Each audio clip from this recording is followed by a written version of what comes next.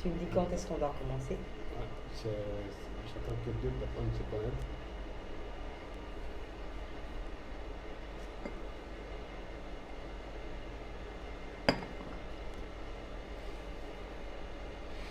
D'accord.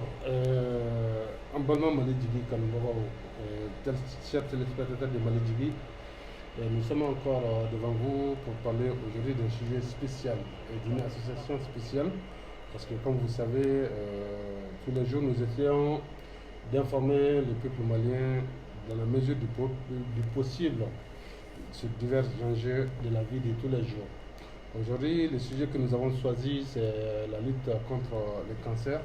Comment venir en aide aux gens atteints, aux personnes atteintes de cancer. Oui, c'est ça. Donc, dans cette logique-là, la personne que nous avons eu la chance d'interviewer aujourd'hui, c'est Madame Bintou Doumbia, Oui. Bonjour. qui est la présidente de l'association FAOP.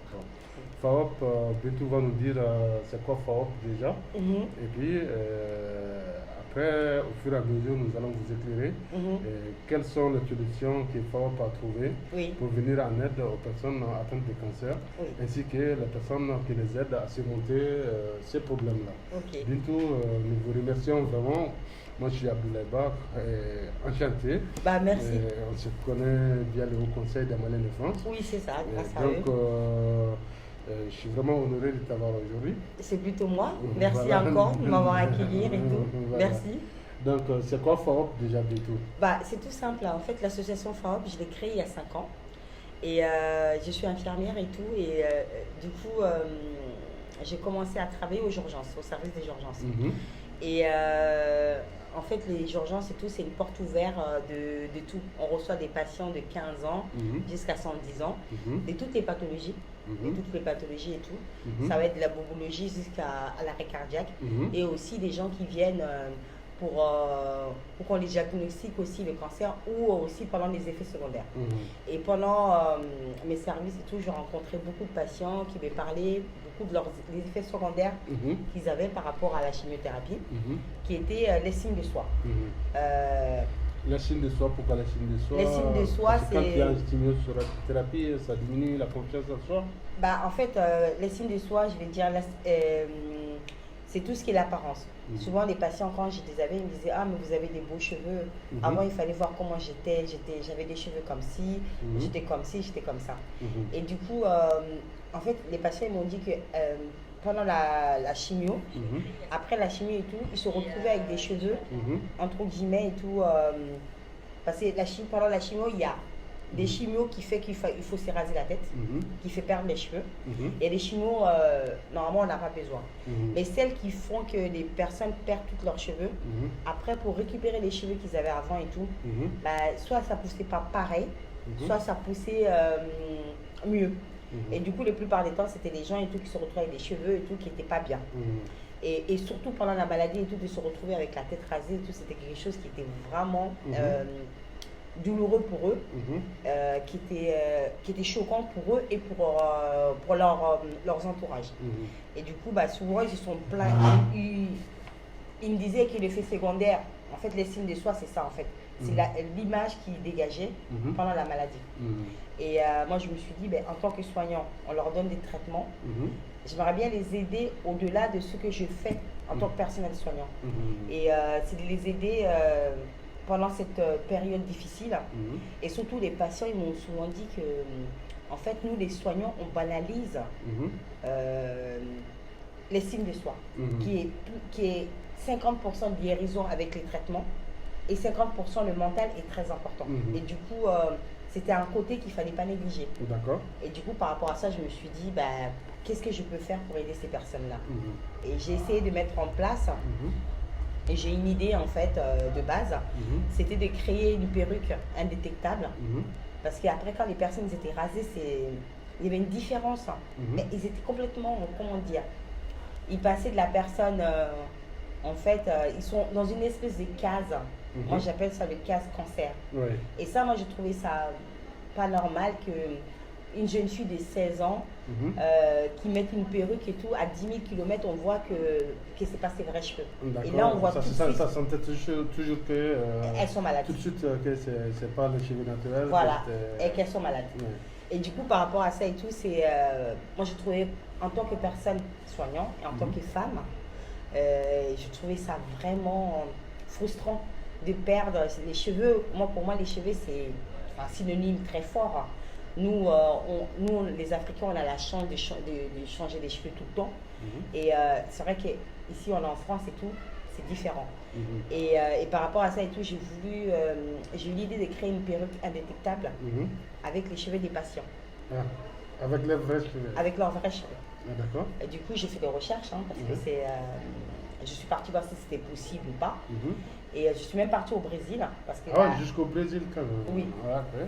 Quand on dit Brésil et tout, parce que le Brésil, c'est les cheveux brésiliennes. Parce qu'en fait, nos filles, nos sœurs, nos tatas, nos nièces, nos filles aiment les cheveux brésiliens. C'est ça.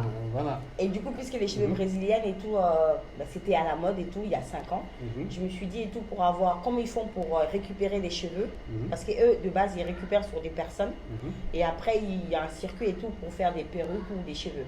Et du coup, je suis partie là-bas pour voir les circuits des cheveux, pour pouvoir produire la même chose pour mes patients. Et par rapport à ça et tout, j'ai fait des tests, j'ai fait des perruques. On peut le faire avec les propres cheveux des patients. Quand on récupère les cheveux des patients avant la chimiothérapie, c'est à peu près, dès qu'on annonce la maladie, on récupère les cheveux, on envoie au labo et tout. En fait, il y a un traitement qu'ils font sur les cheveux et après, ils font leur confection. Et on fait une perruque à la mesure de la tête de la personne. En fait, c'est une perruque qui est complètement à l'identique, si la personne elle veut, de la coiffure qu'elle avait avant. Les cheveux, tout est identique. Du coup, ça évite que les patients font des rejets. Parce que dans mes recherches, j'ai remarqué que les perruques que les personnes mettaient ici faisaient beaucoup de rejets parce que c'était pas leur organe, c'était pas eux. C'était un organe, on peut dire, extérieur à eux. Déjà qu'ils sont malades et de se retrouver avec des choses qui sont pas à eux, faux. La plupart des patients faisaient des rejets de ces perruques-là. Moi, j'ai un exemple tout bête. J'avais une amie et tout, infirmière et tout, elle avait 33 ans et qui a eu le cancer du sein. Du coup, on a dû lui raser la tête et tout. Et nous, les collègues, on était gentils, on l'a cotisé, on l'a acheté une perruque à 1 500 €. Mais sauf que la perruque, elle a mis une seule fois. Parce que la confection, c'était pas elle et tout. Elle m'a dit, c'est pas moi. Et du coup, j'ai essayé de mettre en place quelque chose qui peut s'approcher au plus près à la personne avant sa maladie. Et du coup, j'ai eu l'idée de créer FAOP. Et FAOP et tout, en fait, je voulais... voici la plaquette d'explication de nos soins. Là, c'est une plaquette que j'ai faite pour expliquer comment faire le dépistage du cancer du sein et les cols de l'utérus. D'accord. Du coup, il y a toutes les procédures. Donc, c'est des cancers qui sont assez fréquents dans la communauté noire. Non, partout. Partout. En fait, chez les femmes. Du coup, en fait, les cancers, il y a beaucoup. En fait, les cancers, c'est les cellules anormales qui est dans l'organe et tout, qui touchent une partie du corps. Et du coup, moi, j'ai ciblé les cancers du sein et les cols de l'utérus. Mais sinon, en général, on parle de tous les cancers. Mais celle qui m'a vraiment touchée par rapport aux femmes, c'est le sein, qui touche l'organe. Le sein et tout, c'est la maternité, c'est avec ça qu'on donne le sein. Et le col de l'utérus, c'est avec ça qu'on porte le bébé. Et du coup, c'était les deux choses pour moi qui étaient importantes de mettre en tant que femme, de mettre en lumière.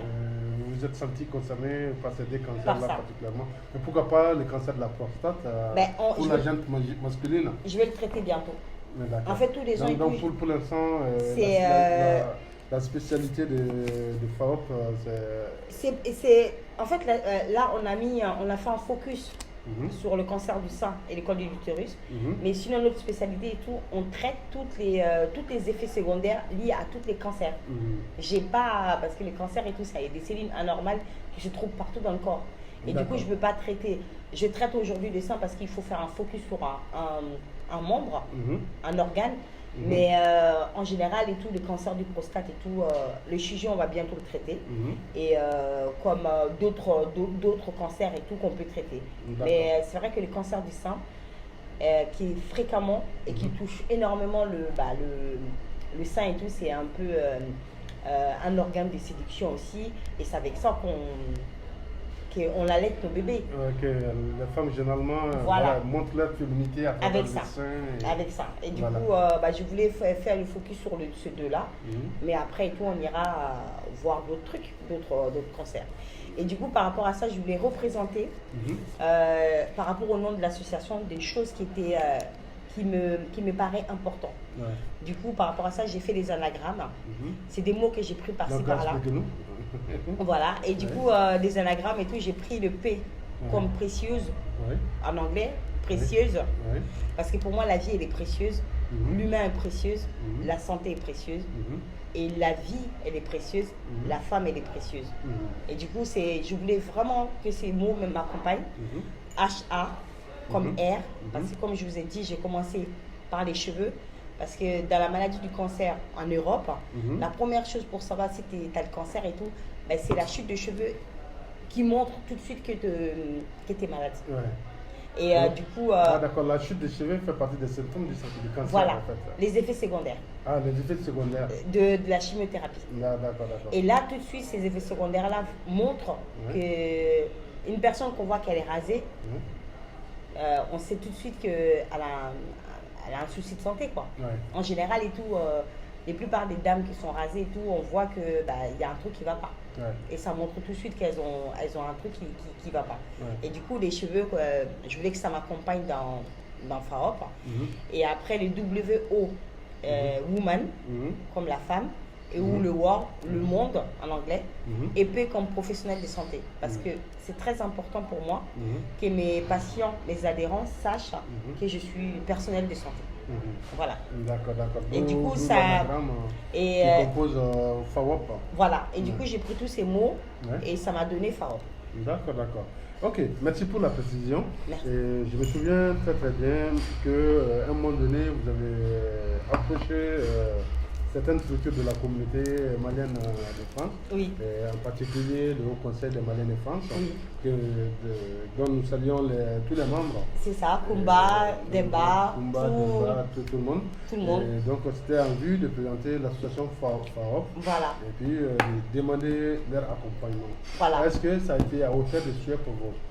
Ça, franchement, alors, pourquoi déjà la communauté malienne? Parce que je me suis rendu compte parce que moi je suis en France, on fait moi je fais des activités. L'objectif des FAOP et tout, c'est des ateliers de maquillage, des ateliers de bien-être avec les patients et leurs aidants, et des groupes de parole, des ateliers coiffure et tout, et aussi pour que les gens ils posent leur bagage pendant leur maladie. Et je me suis rendu compte que je peux faire beaucoup de choses en France. Et souvent, quand j'étais aux urgences, j'ai eu beaucoup de patients qui venaient des pays africains. Et quand ils venaient, ils étaient en stade 3-4. Et je leur demandais... La phase 3-4, ça veut dire quoi? C'est presque la fin, en fait. La fin. C'est-à-dire que le cancer n'a pas été détecté à temps? Non. Elle n'a pas été détectée à temps. 3-4 et tout, on essaie de faire ce qu'on peut et tout. Et c'est presque la fin pour la personne. Et du coup... Je leur posais la question aux patients que je rencontrais. J'ai dit, mais pourquoi vous venez que maintenant? Il m'a dit, mais vous savez, moi où je suis en Afrique et tout, c'est pas l'Afrique générale, hein. Les pays, certains pays, il y a un manque d'information par rapport à la population. Et il y a la formation des médecins qui ne sont pas très... les médecins oncologues ou les médecins africains qui ne sont pas très bien formés par rapport à cette pathologie-là. Et aussi, il y a le tabou qui ferme, qui fait qu'on attend, on ne sait pas. Et c'est à la dernière minute et tout qu'on est au courant qu'on a un cancer à la phase finale. Et les gens qui ont les moyens aussi, ils m'ont souvent répété qu'il y a les moyens aussi. Les histoires des moyens. Le moyen de pouvoir se dépister. Le moyen de pouvoir faire des examens à temps et tout. Et du coup, je me suis dit, je peux faire des choses en France, mais en Afrique et tout, je pense qu'on peut faire des choses aussi. L'association peut faire des choses. Et par rapport à ça, on fait des activités ici. Une fois par an, on part dans les pays, des pays qui ont besoin pour pouvoir faire des dépistages. Dépistage et tout, c'est déjà informer les gens, parce que comme les personnes m'ont signalé qu'il y a un manque d'informations, c'est donner des informations simples, comment se faire dépister, par quel biais il faut passer. Mhm. Et aussi, comment ça s'appelle, leur donner des dépistages, informations, et surtout, parce qu'il y a un tabou énorme du cancer et tout en Afrique, Mhm. pouvoir libérer la parole par rapport à ce tabou-là. Mhm. Et je suis malienne et tout. Mhm. Avant le Mali et tout, je suis partie au Brésil, j'ai fait la même chose que je veux faire au Mali. Mhm. Et on devait aller au Togo et tout, on n'a pas eu ce qu'il fallait. Mhm. Et là, du coup, je me suis dit, pourquoi pas le Mali? Parce que je me suis rendu compte qu'au Mali et tout, il y a un réel besoin Mhm. d'aller dépister et d'aller Mhm. aller informer la population. Mhm. Parce qu'il y a beaucoup de gens et tout, il y a beaucoup Donc de c'est ça tabous. qui vous a motivé à vous rapprocher du Haut Conseil des Mali. Voilà, c'est ça. Et du coup, puisque je voulais aller au Mali pour aller faire une mission de dépistage et d'information, et de formation des médecins, et le mieux, c'était pour m'accompagner dans ce dynamisme, c'est le Haut Conseil malien de France, c'est des patriarches en France. C'est des gens et tout qui sont...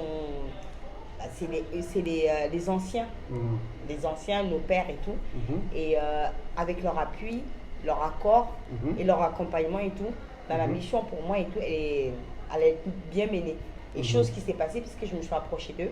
Grâce à eux, je suis partie au Mali pendant 4 jours et j'ai rencontré différentes ministres, différents organismes qui fait qu'aujourd'hui et tout, qui m'a permis et tout aujourd'hui de pouvoir lancer ma mission de dépistage et tout qu'on va faire en avril au Mali. Voilà.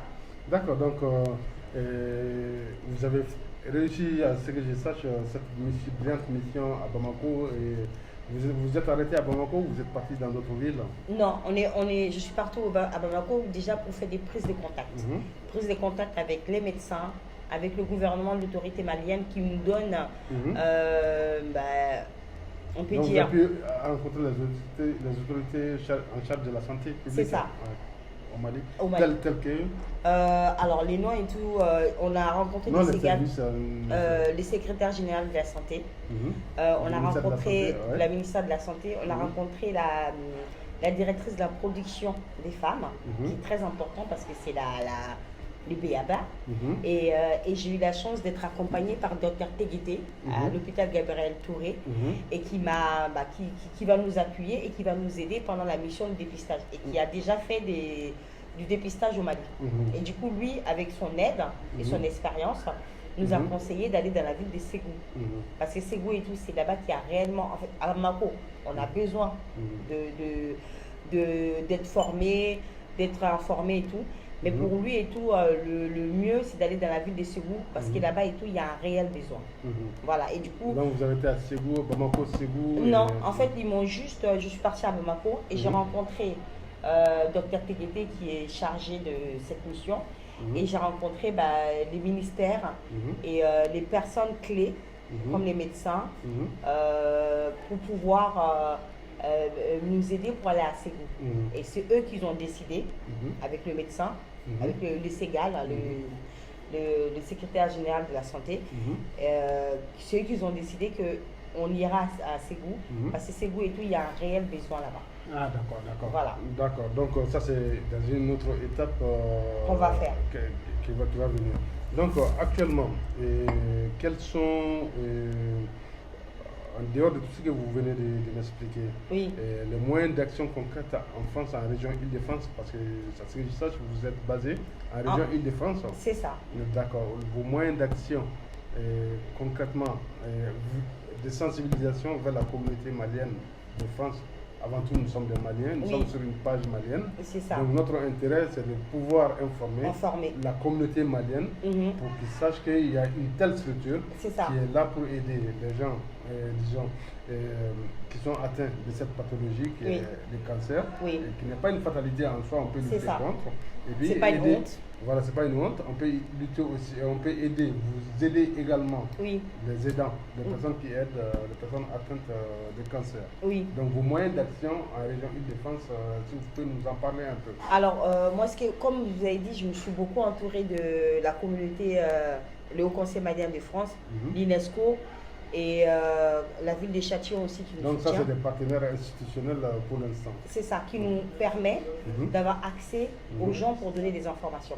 Par exemple, dimanche prochain, on ira au foyer. Au foyer dans le 93 pour aller donner, en fait, je veux faire une journée d'information. Dans le foyer, dans le lieu d'habitation des migrants. Voilà. Pour aller donner des informations, leur informer. Et comment ça s'appelle, leur donner comment faire pour se dépister en France et par quels moyens, par quel billet et tout. Et par exemple, dimanche, on va faire une journée et tout où on va donner des informations pour le dépistage du cancer du sein et du col de l'utérus. D'accord. C'est vrai que le foyer, c'est un lieu plutôt masculin. Mais sachant que ce lieu masculin et tout, il y a des hommes, ils ont des familles aussi en France, comme au Mali. Et du coup, c'est un moyen. Transmettre les relais des infos que vous allez transmettre. C'est ça. D'accord. Et du coup aussi en France, ce qu'on fait, moi je passe par, quand vous dites la population malienne et tout, africaine, c'est vrai que je passe beaucoup par les foyers, les institutions comme ça pour donner mes informations, pour pouvoir pour transmettre aux gens qui viennent pour leur dire et tout que il y a une association qui est là pour aider les personnes pendant pendant la maladie et leurs aidants. Et c'est pour ça Octobre Rose là, de 2019, j'ai laissé la parole aux hommes de ces femmes, de ces patients qui ont eu des effets secondaires de la chimiothérapie. Ces hommes-là et tout, en fait, je voulais qu'ils s'expriment par rapport à la maladie de leurs femmes. Parce que souvent, on entend les femmes qui sont touchées, 99%. Mais autour d'eux, il y a les hommes. Et ces hommes-là et tout, je voulais les entendre. Parce que souvent, ils ont beaucoup de choses à dire qu'on n'entend pas. Et ils souffrent en silence. Et c'est pour ça et tout, j'ai fait le thème l'année dernière. On fait tomber la chemise, on laisse la parole aux hommes. Les hommes africains. Parce que souvent, on me dit que nous, les Africains, on est moins sensibles que les Européens. Parce que souvent, le cancer et tout, c'est comme un secret polichinelle. On n'en parle pas, c'est un tabou. Et moi, je voulais qu'on libère la parole. Par rapport à mes réseaux sociaux, je passe dans les hôpitaux, j'ai un partenariat avec l'hôpital Vaugirard, l'hôpital Paul Brousse et tout, où je fais des ateliers bien-être, aussi d'information. Et voilà. Au Mali, concrètement, est-ce que vous avez un point focal ou vous avez l'intention de mettre une antenne PowerPoint? C'est ça. Alors, c'est pour ça, quand je suis partie au Mali, je suis partie rencontrer les institutions, que ce soit le gouvernement et les médecins. C'est pour me permettre et tout d'avoir, on part en avril là-bas pour faire une mission de dépistage, mais il faut que ces actions-là perdurent, durent en fait dans le temps. C'est pas, on part pendant 3 semaines et après la mission s'arrête. Et normalement, on est en train de passer des partenariats avec les hôpitaux qui seront des points clés, qui vont recevoir nos patients une fois par mois pour pouvoir les dépister gratuitement. Puisqu'il y a un gros problème de moyens. Et moi, en fait, nous... Donc, vous partez avec vous êtes dans FAOP ici. Oui. Ce qui sous-entend que dans FAOP ici, il y a une équipe de médecins dans FAOP actuellement. Oui. Et donc, il va vous accompagner au Mali. C'est ça. Ou ce sera avec les médecins locaux ou les deux seront complémentaires sur place? Les deux ils seront complémentaires. Parce qu'en fait, comme quand je suis partie au Mali, moi, le constat qu'on m'a dit, les médecins, la directrice générale de la santé, tous les gens que j'ai rencontrés, ils m'ont dit, eux, leur vrai besoin aujourd'hui, c'est qu'il faut former les médecins, les intervenants. Qui accompagnent ces patients-là. Et du coup, moi, quand on partira en avril, on partira avec une équipe de médecins, 3 médecins, 4 infirmiers et 4 aides-soignants, qui va venir et tout. En premier lieu, on va faire... Un complément des médecins maliens. C'est ça. On partira là-bas et tout. En fait, eux, ils vont former. Ils vont échanger leur savoir. Les médecins français et les médecins maliens, ils vont... partager leur savoir pour pouvoir faire la mission de dépistage et aussi aider ces médecins-là et tout à avoir des outils pour pouvoir continuer la mission. Voilà. D'accord. Donc, est-ce que vous avez une idée de combien, je sais que c'est pas peut-être dans vos prérogatives, de combien ça coûte la chimiothérapie au Mali par exemple? Ça aiderait beaucoup nombre de nos téléspectateurs qui nous regardent alors, à savoir. Est-ce que c'est dans vos projets aussi d'aider les hôpitaux maliens ou l'État malien à être équipés d'appareils de chimio? Alors, là, comment j'ai fait mes recherches et tout, on m'a dit, tu sais, pour faire une chimiothérapie au Mali, ça coûte 10 000 euros. 10 000 euros. J'ai dit, mais c'est pas possible, 10 000 euros et tout, même nous ici, c'est on peut combien pas. de séances Ben, en fait, quand j'ai regardé, je suis partie regarder les plaquettes, parce qu'au Mali et tout, comparé ici. Ici, les chimiothérapies, quand on vient à l'hôpital, c'est gratuit. On est à 100%. Mais sauf qu'au Mali et tout, il n'y a pas de couverture sociale. Et du coup, il y a l'aide médicale d'État AMO, je pense. L'aide médicale d'AMO?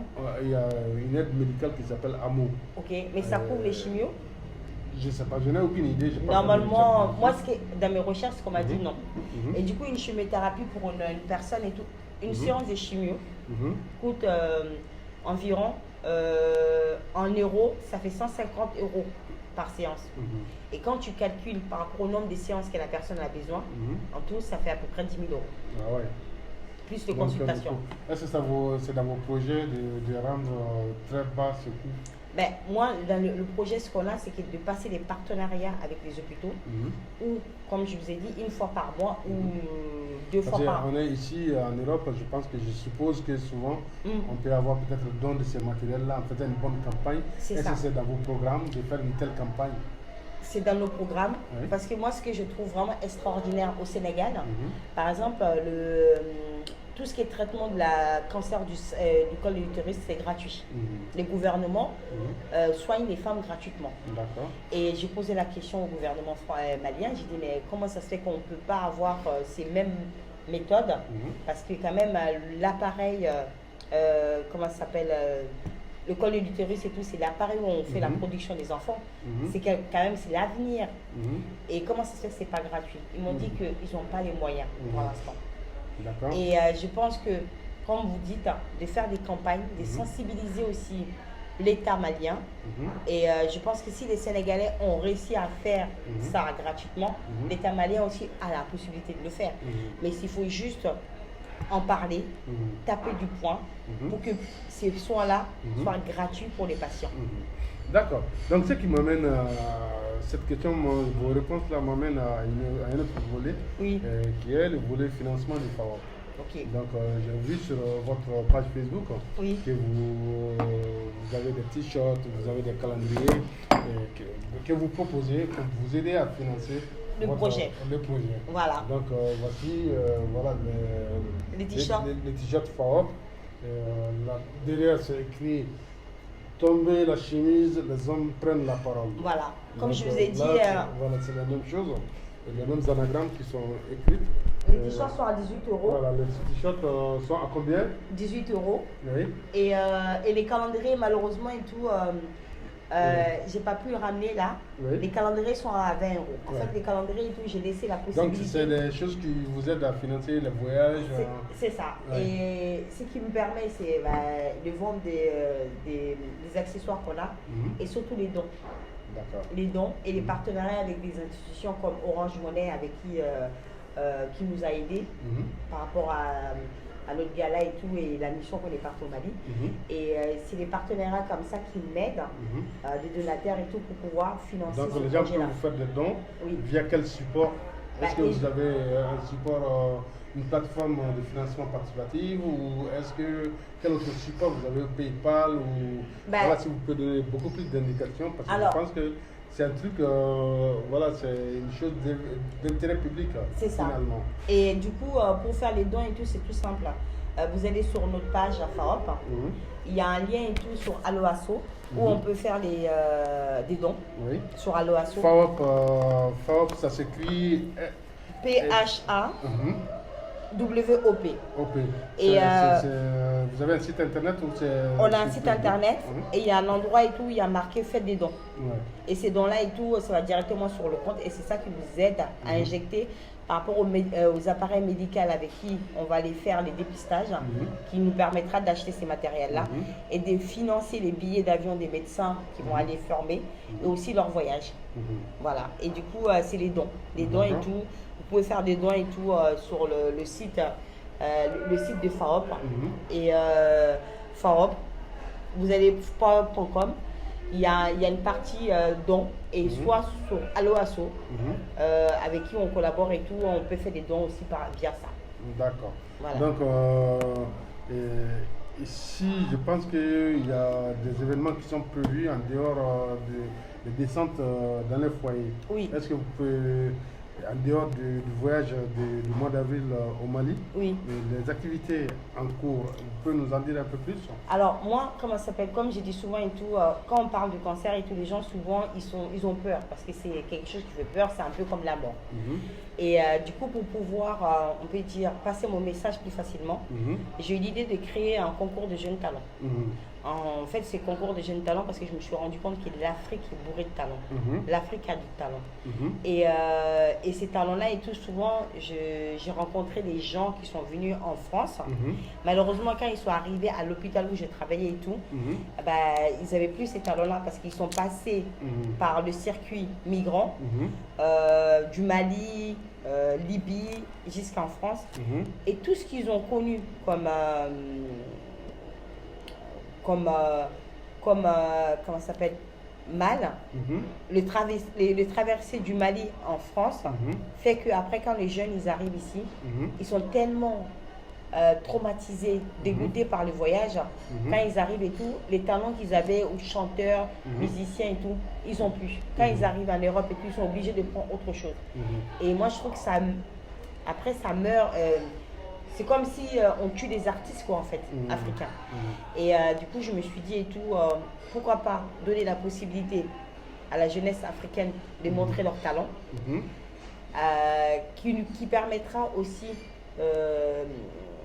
à mon association de passer mon message qui est pour la jeunesse et tout, soignez-vous, je vous donne un avenir.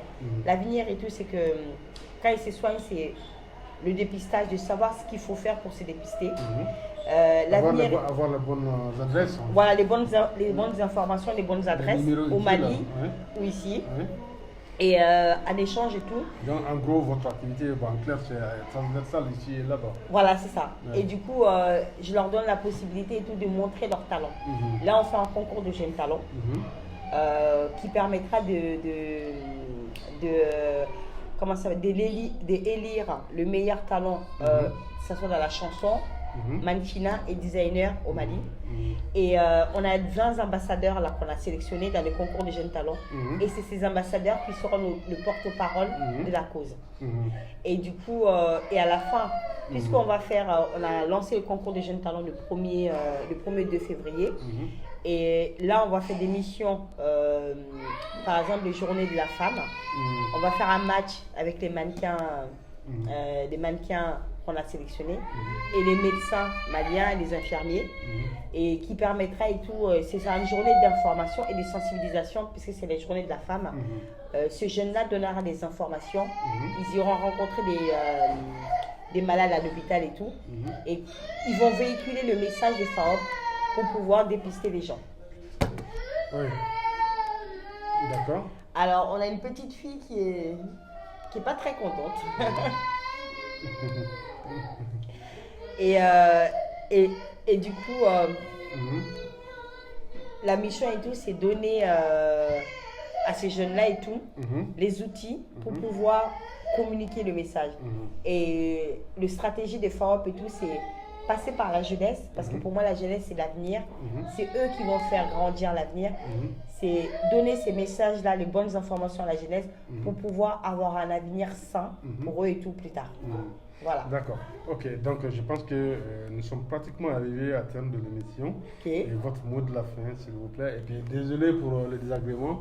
Il y avait une petite fille qui n'est pas très contente. Voilà, d'accord. Donc votre mot de la fin, s'il vous plaît. Bah, le mot de la fin et tout, c'est que là, on part en avril pour aller faire notre mission de sensibilisation au Mali. Venez nombreux, nous soutenir. Et on finit le 17 avril par le concours des jeunes talents. Soutenez les jeunes talents en Afrique par des dons, par des likes, par des soutiens moraux et tout à ces jeunes-là qui est notre ambassadeur et nos ambassadeurs futurs de la sensibilisation du cancer du sein et des col de l'utérus. Soutenez-nous, soutenez les jeunes et merci encore pour tout. D'accord. Bientôt, au nom de la page Mali Djigui, nous vous remercions vraiment d'être passé nous voir. Merci à vous. À très bientôt pour une notre émission. Merci sur encore. l'évolution du FAO. Merci. Merci. Et à bientôt. À bientôt. Au revoir. C'était génial.